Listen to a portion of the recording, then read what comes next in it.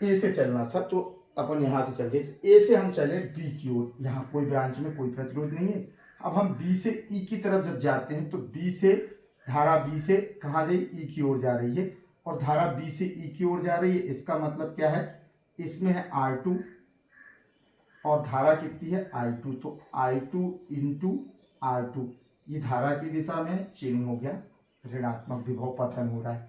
अब यहाँ पर आगे बढ़ेंगे हम सेल को क्रॉस करते हुए, सेल का विद्युत वाहक बल E2 है, हम प्लस से माइनस की ओर जा रहे हैं, विभव पतन हो रहा है। क्या हो रहा है, विभव का प्लस से माइनस की ओर जा रहा है, मैंने उच्च विभव से निम्न विभव की ओर जा रहे हैं, अर्थात विभव का पतन हो रहा मार्ग में, और विभव का पतन हो रहा है, तो ये क्या हो जाएगा -E2। अब हम आए ई पर, ई से आए एफ पर, एफ तक कुछ नहीं था।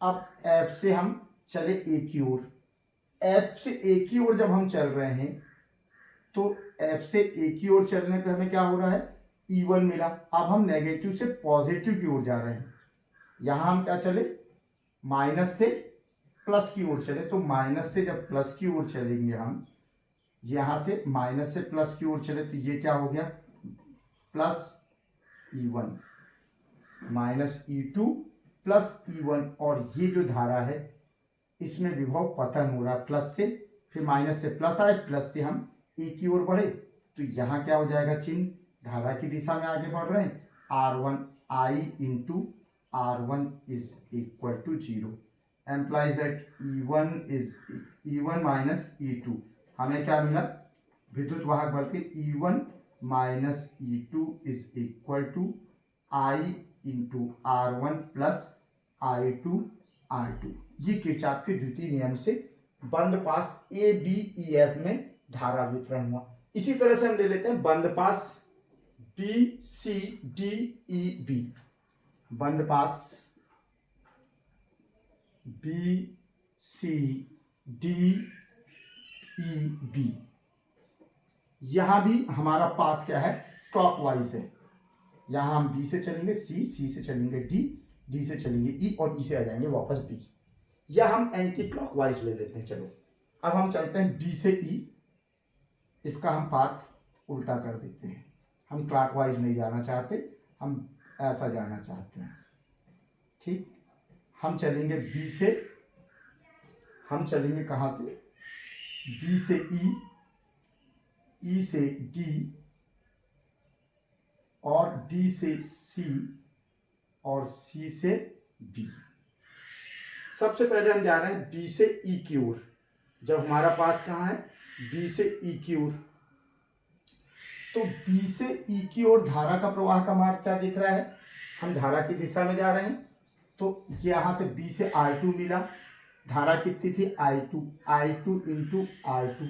अब हमने डिसाइड किया कि ये हमारा जो मार्ग है वो धारा की दिशा में, धारा के विपरीत, चूंकि हमारा मार्ग धारा की दिशा में है तो विभव गिरेगा, विभव पतन होगा, इसलिए I2 R2 का चिन्ह क्या हो गया माइनस। बहुत इंपॉर्टेंट चीज है, किरचॉफ का द्वितीय नियम जटिल नियम है KVL, और यदि ये समझ में आ गया आप लोगों को तो किरचॉफ के द्वितीय नियम में कुछ नहीं रखा, लगाना लागू करना ज्यादा बड़ी चीज है। तो अब ये मिला I2 R2, अब हम जा रहे हैं प्लस से माइनस, प्लस से माइनस जा रहे हैं माने विभव का पतन हो रहा है, और जब विभव का पतन हो रहा है प्लस से माइनस जा रहे हैं तो E2 का चिन्ह क्या होना चाहिए, नेगेटिव। प्लस से माइनस जा रहे हैं, विभव पतन हो रहा है, विभव पतन नेगेटिव होगा। अब हम आए ई पर, ई से बढ़े हम डी पर, अब हम धारा के विपरीत दिशा में जा रहे हैं, ये देखो धारा बह रही है डी से ई की ओर, हम जा रहे हैं ई से डी की ओर, तो ई से डी में कोई रेजिस्टेंस नहीं है। अब हम डी से सी की ओर बढ़े तो हमें मिला रेजिस्टेंस R3 और धारा I1, इससे R3 से कितनी धारा बह रही है, तो पहले तो हम लिख दें I1 into R3।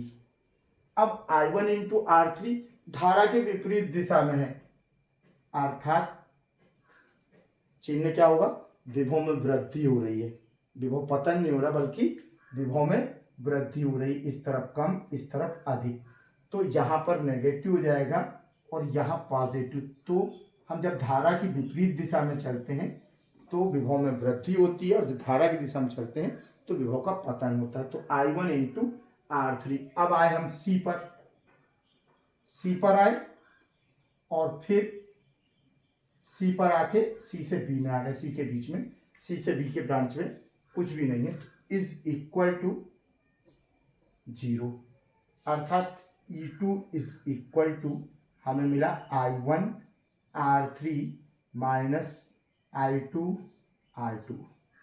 E2 is equal to I1 R3 minus I2 R2। ये ऊर्जा संरक्षण के सिद्धांत पर लिखा गया नियम है। ये किस पर आधारित है? ऊर्जा संरक्षण के सिद्धांत पर आधारित नियम है। और मेरे हिसाब से समझ में आ गया होगा।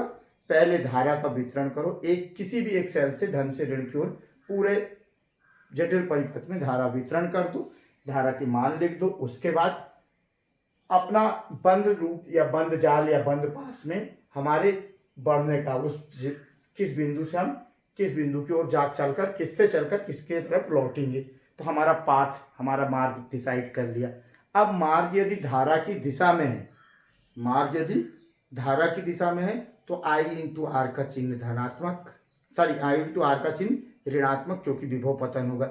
जब भी हम धारा की दिशा में चलते हैं प्रतिरोधों में तो विभव का पतन होता है, और जब धारा की विपरीत दिशा में चलते हैं तो विभव में वृद्धि होती है। तो विभव पतन का चिन्ह ऋणात्मक और विभव वृद्धि का चिन्ह धनात्मक होता है। इसी तरह से जब हम सेल में पॉजिटिव से नेगेटिव की ओर जाएंगे तो विभव में पतन होगा। पॉजिटिव से नेगेटिव जाने पर विभव में पतन होगा, तो चिन्ह विभव का, जितना भी विभव का होगा उसका चिन्ह क्या हो जाएगा? ईएमएफ का, विद्युत वाहक बल का ऋणात्मक। और जब ऋण से धन की ओर आएंगे तो वृद्धि हो रही तो धनात्मक। सिर्फ इतना सा नियम है, तो ये लागू कर लेंगे तो ये बन गया तुम्हारा दूसरा नियम। तो किरचॉफ के 2 नियम हो गए। इसको व्हीटस्टोन सेतु का सिद्धांत अगले लेक्चर में लेते हैं। Okay, thanks.